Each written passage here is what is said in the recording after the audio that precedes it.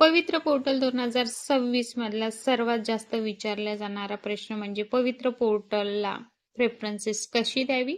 तर बघा, सर्वप्रथम आपण ZP ला निवडावे.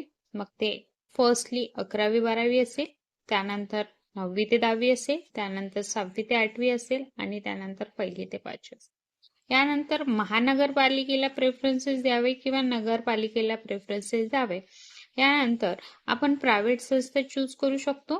फर्स्टली 100%, त्यानंतर 80%, 60%, 40%, 20%. हे माझ्या व्हिडिओमध्ये मी तुम्हाला ह्याच्याबद्दल 50 प्रेफरन्सेस कसे द्यावे तुम्ही माझा फुल व्हिडिओ चेकआउट करू शकता. याच्यासाठी पहिल्यांदा स्वतःचा जिल्हा निवडावा, त्यानंतर आजूबाजूचे जवळचे जिल्हे निवडावे आणि सर्वात लास्ट दूरचे जिल्हे निवडावे. किती राऊंड होत असतात किंवा किती फेजेस आहे पवित्र पोर्टलमध्ये? 2 आहे. त्यामध्ये पहिला विदाऊट इंटरव्ह्यूचा राऊंड होतो, त्यानंतर विथ इंटरव्ह्यूचा राऊंड लागतो आणि लास्टली कन्व्हर्जन राऊंडचा लिस्ट लागत असते.